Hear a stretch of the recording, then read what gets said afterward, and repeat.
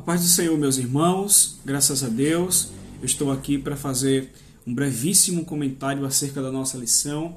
Eu já vou começar de imediato, sem perca de tempo, fazendo algumas considerações acerca de alguns pontos da nossa lição, certo? Eu estou fazendo essa reflexão, esse comentário, com base no livro de apoio da nossa lição, certo? O livro de apoio porque considero que seja mais completo do que a nossa lição. Vamos lá. O tema da nossa lição é a lição de número 7, né? Que tem por título Cristo é nossa reconciliação com Deus. O primeiro tópico, ele vai ter como tema, como título, Cristo desfez a inimizade entre os homens. O primeiro subtópico fala sobre a parede de separação entre os homens. O que é importante mencionar aqui? O que é importante mencionar logo de cara é a existência dessa parede, a existência desse muro de separação entre judeus e gentios. Por essa razão, o texto, né, no título aqui deste tópico, vai falar sobre a inimizade que havia entre os homens. Os homens aqui é uma clara referência que o autor Paulo está fazendo entre judeus e gentios, certo? Entre judeus e gentios. Então aqui o texto vai nos dizer, ao usar a expressão parede de separação, o apóstolo ele faz uma analogia com as muralhas do templo de Jerusalém. Eram muralhas que haviam e que delimitavam, que demarcavam o espaço e o espaço limite que o gentio poderia ter acesso, poderia chegar, até onde ele poderia chegar, até onde aquela parede demarcava aquele limite, era até ali que eles podiam chegar. Então Paulo ele faz o uso dessa expressão parede de separação, tendo em mente as muralhas do templo de Jerusalém, porque havia essa restrição em que os gentios não podiam ter acesso a outras partes desse templo, tá ok? Uma outra coisa que eu vou fazer aqui é a consideração, é que essa parede de separação, ela era construída, ou ela foi construída para preservar uma espécie de exclusivismo, porque só os judeus tinham acesso à parte interior do templo, certo? Uma outra coisa é que o apóstolo Paulo, nessa postura, essa postura do apóstolo, o apóstolo Paulo, ao adotar essa postura, ela pode ser compreendida pelo seu desejo de ganhar o maior número de pessoas para Cristo. Tanto é que o apóstolo Paulo, em outro lugar das suas cartas, ele vai se considerar, ele vai dizer, e de fato ele era vocacionado por Cristo, ele chama a si mesmo de apóstolo dos gentios. Segundo subtópico vai falar sobre a derrubada, propriamente dita, da parede de separação. Chama atenção para o fato de que essa barreira era tanto literal quanto espiritual, no sentido de terem sido revogadas as restrições. Quando o apóstolo Paulo diz que essa parede foi derrubada, o que ele está dizendo é que essas restrições que delimitavam, que demarcavam o espaço geográfico em relação ao templo a que os gentios tinham acesso, foram removidas. Então essas restrições foram tiradas, foram revogadas. Todos os que creem, tanto judeus quanto gentios, em Cristo têm acesso diretamente à presença de Deus Pai. O que é importante mencionar aqui? O que é importante mencionar aqui é que no texto, em Efésios capítulo 2, e os versículos 14 e 15, o apóstolo Paulo vai dizer que essa parede de separação que favorecia a inimizade, ela ruiu, ela veio abaixo, ela foi desfeita, derrubada pelo sangue de Cristo. Eu vou ler para vocês os versículos 14 e 15 desse texto que eu mencionei. Capítulo 2 de Efésios. Paulo diz assim, porque ele é a nossa paz, de dois povos ele fez um só, e na sua carne derrubou a parede de separação que estava no meio, a inimizade. Cristo aboliu a lei dos mandamentos na forma de ordenanças para que dos dois criasse em si mesmo uma nova humanidade, fazendo a paz. Prosseguindo então o nosso comentário. Uma outra coisa que eu quero chamar a atenção é que em Cristo nós somos alvo da misericórdia de Deus, porque essa restrição foi baseada no que Cristo fez. E isso é sinal da misericórdia de Cristo para conosco, nos dando livre acesso à presença de Deus. Outra coisa é que em Cristo judeus e gentios têm o mesmo Pai. Olha o que o apóstolo Paulo diz. Ele diz assim no versículo de número... Deixe-me ver. Versículo de número... Deixe-me ver.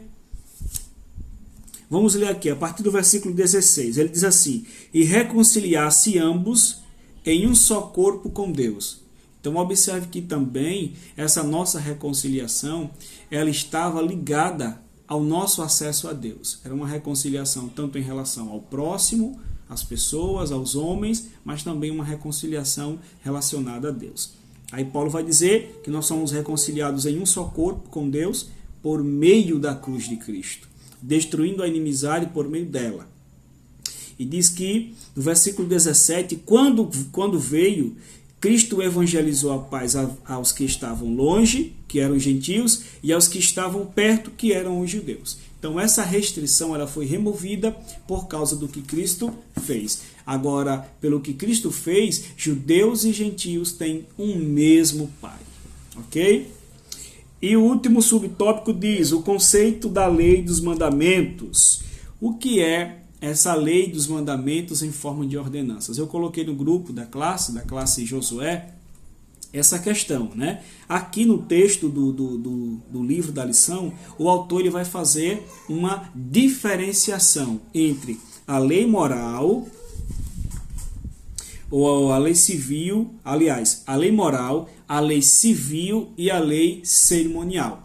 Primeiro, ele vai descartar o fato de que aqui, no versículo de número 15, quando Paulo diz que Cristo aboliu a lei dos mandamentos na forma de ordenanças, ele estava se referindo à lei moral, ou que ele estivesse se referindo à lei civil. O que o autor vai nos esclarecer é que o apóstolo Paulo tem em mente aqui a lei cerimonial. Foi essa lei que foi abolida pelo que Cristo fez e permitiu aos judeus e gentios viverem sem essa parede de separação, sem essa restrição, ok? Então, essa lei dos mandamentos representava um legalismo. A lei civil ou judicial dizia respeito ao israelita como cidadão.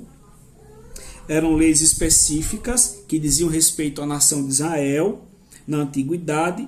Por outro lado, a lei moral, exceto o rito da guarda do sábado, permanece em vigor como padrão de conduta, mas não como meio de salvação.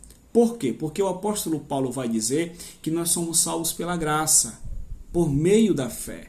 E que isto não vem de nós, é um dom de Deus, ok? Então, o padrão da lei moral que foi dada ao povo de Israel também está em vigor para a nossa vida, com exceção do sábado. É isso que o autor está nos dizendo aqui. Mas lembra vocês que a lei que foi removida em forma de ordenanças foi a lei cerimonial, ok? Exemplo, hoje a gente não oferece mais sacrifício. Lembrando que o autor aos Hebreus vai dizer que o sacrifício de Cristo foi único, eficaz e irrepetível. Ele não se repete. Cristo se sacrificou de uma vez por todas. E todos os sacrifícios do Antigo Testamento prefiguravam, prenunciavam o sacrifício de Cristo. Tá ok? Vamos mais então. Eu quero chamar a atenção para o seguinte. Presta muita atenção. Quando a gente fala dessa lei moral, que está em vigor também para a nossa vida, e volto a dizer, com exceção do sábado, ela nos diz uma coisa sobre Deus. Que coisa é essa? Que essa lei moral, ela nos informa sobre Deus. É que Deus possui uma natureza santa. Quando a gente olha para a lei que Deus nos deu, o que a gente tem que lembrar é que essa lei, por tamanha perfeição, ela só pode vir de um Deus que é santo. Tá ok? Então essa lei revela a natureza santa de Deus. Muito bem. Uma outra coisa também importante de mencionar é que essa lei, a lei cerimonial, essa lei que foi abolida, ela tinha uma exigência em relação a nós e que foi cumprida em nós, ou por nós, em Cristo Jesus. Cristo cumpriu a lei por nós, ok? Uma outra questão aqui importante de se pensar, e eu coloco como pergunta, e já comentando o último subtópico, a revogação da lei dos mandamentos, como entender que Jesus disse, não vim revogar, em Mateus, de Cristo, diante do Cristo aboliu a lei dos mandamentos de Paulo. Então, Cristo está dizendo que não veio revogar a lei. O apóstolo Paulo diz em Efésios 2:15, perceba atenção, que Cristo aboliu a lei. Quando você analisa o contexto dessas duas afirmações, você sabe que as coisas estão se referindo a especificações, né? A coisas diferentes. Então, Cristo não veio revogar que lei? E Cristo veio abolir que lei? Já aprendemos que a lei que Cristo veio revogar foi a lei, ou abolir, foi a lei cerimonial, ok? Ao entregar o seu corpo para ser crucificado, Cristo cumpriu a lei, oferecendo-se como sacrifício vivo em favor de ambos os povos. Judeus e gentios são contemplados no sacrifício de Cristo. Desse modo, a revogação realizada por Cristo, e aqui aludida, diz respeito à lei cerimonial. É importante não esquecer disso. Então, Cristo aboliu a lei cerimonial, e pelo seu sacrifício ele criou uma nova humanidade. Ok? Uma outra coisa, uma última coisa, é que, no entanto, o ato de Cristo oferecido a Deus em cheiro suave aboliu a necessidade das ordenanças ritualísticas, assim a inimizade foi desfeita. Como eu disse e volto a dizer, a gente não tem mais a necessidade de oferecer sacrifício, porque Cristo se fez sacrifício por nós, em nosso lugar. Em Cristo Jesus, as exigências da lei em relação a cada um de nós, elas foram cumpridas. A lei foi satisfeita na morte de Cristo, ok? É isso que eu teria para contribuir, para comentar neste primeiro tópico da nossa lição. Espero que tenha esclarecido alguma coisa aqui em relação à nossa lição. Que Deus abençoe a todos em nome de Jesus.